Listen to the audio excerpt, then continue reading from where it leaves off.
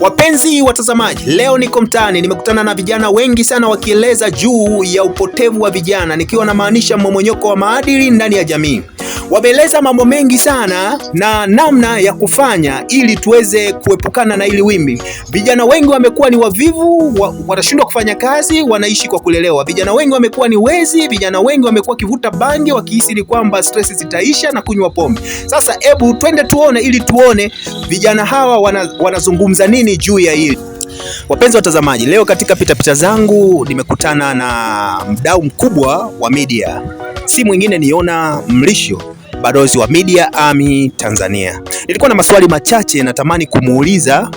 Swali langu ni kwamba kwa nini saizi vijana wengi wenye umri kuanzia miaka 16 na kuendelea kumekuwa kuna wimbi kubwa la upotevu, nikiwa namaanisha kama wengi kujihusisha na madawa ya kulevya, kujihusisha na pombe, umalaya, mabaumo, na kumekuwa na shida sana katika nyanja hizi. Sijajua unataka kulizungumzia vipi swali kama hili?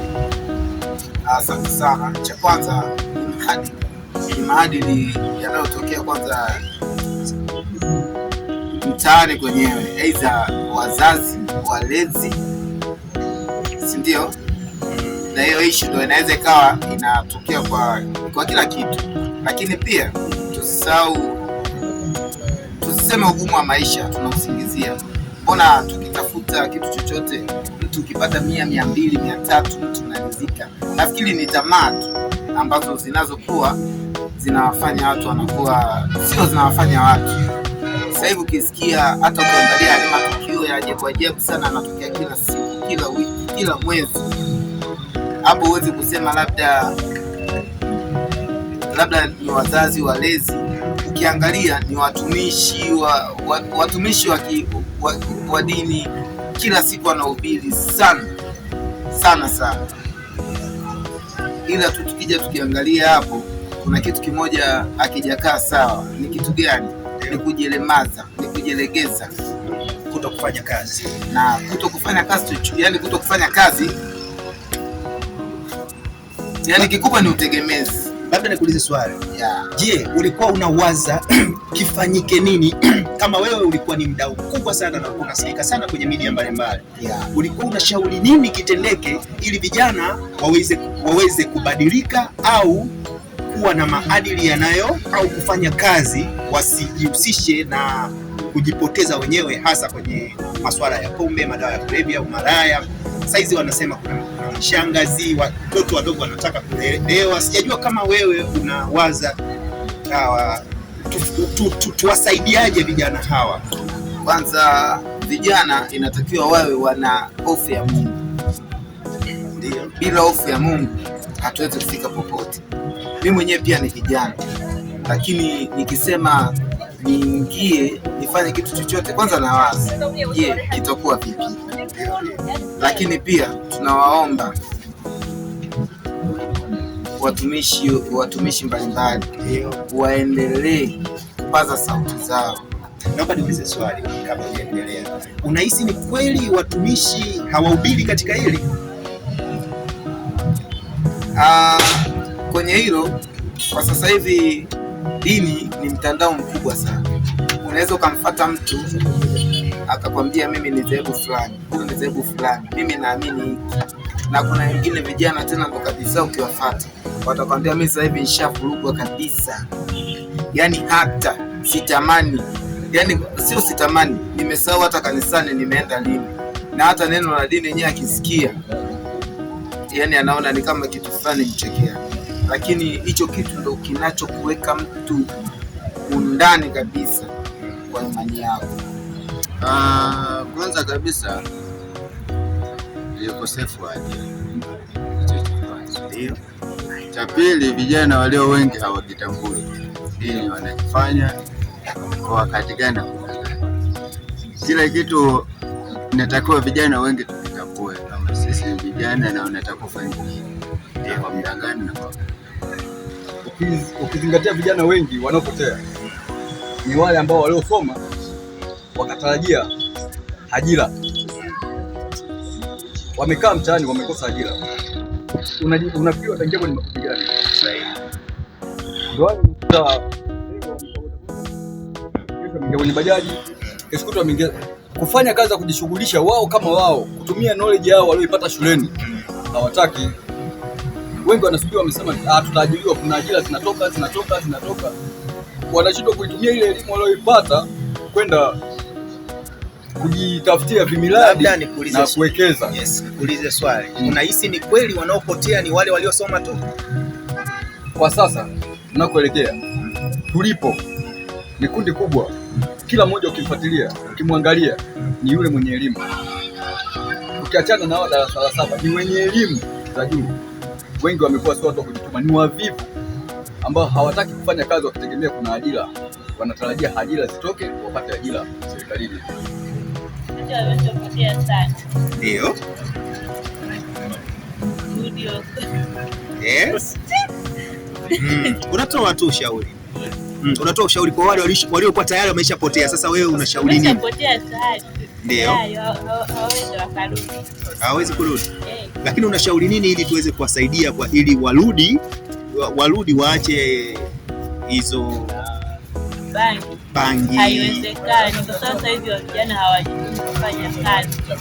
Kwa hiyo hapo ni tuombe serikali itoe elimu zaidi kwa vijana kwa ajili ya kazi, na viongozi wa dini wazidi kuwaombea warudi katika haki. Asante na Mungu akubariki. Asante. Cha kwanza nachoshauri elimu itolewe kwa vijana, kwa sababu mtu ukishampa elimu anakuwa anaelewa madhara ya kuwa na wamama wakubwa, anaweza kupata magonjwa sugu kama ukimwi.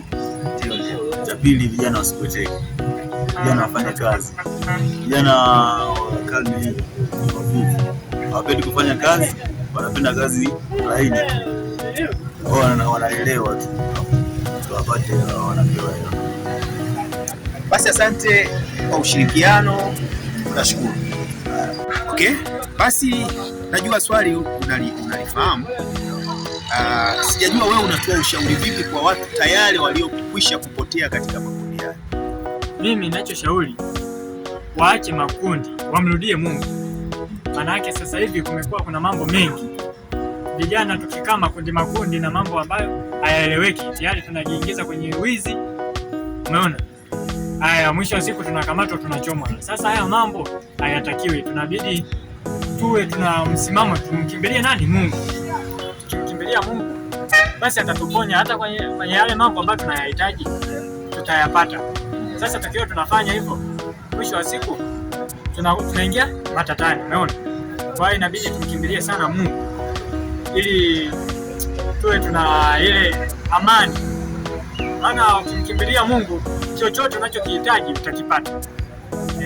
Sasa kwa aliyekwisha kupotea na ameishaingia kwenye dimbwi hilo, tayari ameshaathirika na madawa ya kulevya, tayari ameathirika aidha na prostitution huko mitaani, wewe unashauri kitu gani? Tayari huyu mtu ameshaathirika, ni mwizi, atamrudiaje Mungu?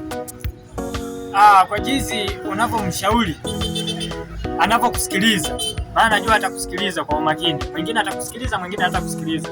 Kwa jinsi unapomweleza, ukimwambia bwana, yani inabidi umkimbilie Mungu, mwingine atakudharau, mwingine atakusikiliza, sababu anaona kwa mambo ambayo anayafanya na mambo ya mara ya kwanza alipokuwa hayupo kwenye mambo hayo, alikuwa yupo vizuri. Sasa ukianza kusema tena amrudie Mungu, atakuelewa. Kwa yule mwenye uelewa wa mapema atasema sawa, hapo nimekuelewa, ila ngoja nijifikirie. Ndio hivyo. Basi kikubwa ni kuwaombea, na ili basi Mungu akubariki sana. Basi watu wanakusikiliza na watalifanyia kazi katika hilo. Amina. Nashukuru. Masuala ya kuvuta sigara, pombe ni huruka ya kijana anavyoishi na wale wenzie. Unataka kuniambia makundi? Yes, makundi. Yes. Mara hiyo. Na yani ni issue kubwa ni kwenye makundi. Yes. Lakini vipi kuhusu swala la ajira, haliwezi likapelekea athari ya vijana kujiingiza kwenye makundi hatarishi? Kwenye ajira inawezekana, sababu sasa hivi ile asilimia kubwa ni issue ya bodaboda. Bodaboda sasa, bodaboda mchana, bodaboda usiku, tena inakuwa ni issue nyingine ya wizi. Unawaambia nini vijana ambao wanataka kulelewa na wamama, wanashindwa kufanya kazi, wanaendekeza uvivu? Wewe unasema nini kuhusu hilo? Kuhusu hilo mimi naweza nikawashauri mambo kama hayo, kwamba wanalemaza ubongo. Ndio sababu ubongo unalelewa, mwisho wa siku ubongo unakuwa ni finyu, hauwezi kufanya, yani kufunction vitu ambavyo vinaendelea duniani. Asante na kushukuru. Kama ni mdau, basi elimu hii wafikie Tanzania nzima. Asante. Wewe una mawazo gani katika hili? Kwa hilo, shida kubwa inayofanya vijana wengi wanavuta sana bangi na sigara. Ndio. Unajua kwa nini? Ndio. Wanaenda sana makundi kwamba hataki kufanya kazi. Kama mimi nikimwona mtu fulani yuko yani namna fulani, kwamba yule anaonekana kwa watu, nataka na yeye aende kaonekane. Maana utachukulia yale madhaifu alionayo yule uwe nayo wewe ili uonekane. Kama anavuta bangi na wewe utaamua uvute ili uonekane, huyu naye yuko aonekane kwa watu. Kwa hiyo jengo sio kwamba ni nzuri sana kwa sisi vijana. Kwa hiyo unahusia vipi kati ya malezi ya wazazi na upotevu wa vijana? Pia labda serikali yetu haiwakei vijana. Tuanze na swali la kwanza, kwamba wewe unahisi vipi juu, je, malezi yanaweza kachangia upotevu wa vijana? Malezi hapo. Wazazi, hakuna mzazi ambaye hapendi kijana wake awe kwenye hayo mazingira. Lakini mimi ninavyotoka nyumbani, sitoki na mzazi. Na mzazi nitamwacha nyumbani. Nitatoka, nitaenda sehemu fulani, mzazi nitamwambia chochote. Naenda kwa rafiki yangu, nikajadiliane jambo fulani, mzazi asielewe. Umeona? Mimi naenda hivyo, ndo naenda kwa wao mshikaji zangu ambao wanatumia hivyo vitu vibaya na vinavyoniathiri. Umeona? Kwa hiyo ili kuepuka, ni unaanzia mwenyewe na malezi ya wazazi nyumbani. Mzazi akikwambia hili jambo sio zuri, inabidi. Je, unawashauri vipi viongozi wa dini katika jambo hili? Viongozi wa dini kiukweli waendelee kushawishi na kuhamasisha vijana washike dini, waachane na makundi haya mtaani, makundi ya ovyo. Wamrudie Mungu wao. Ukirudi kwa Mungu huwezi ukatenda mambo kama hayo. Lazima utamsikiliza, utajua neno linasemaje, na Mungu hapendi hili. Hapo utajua hili ni zuri, hili ni baya.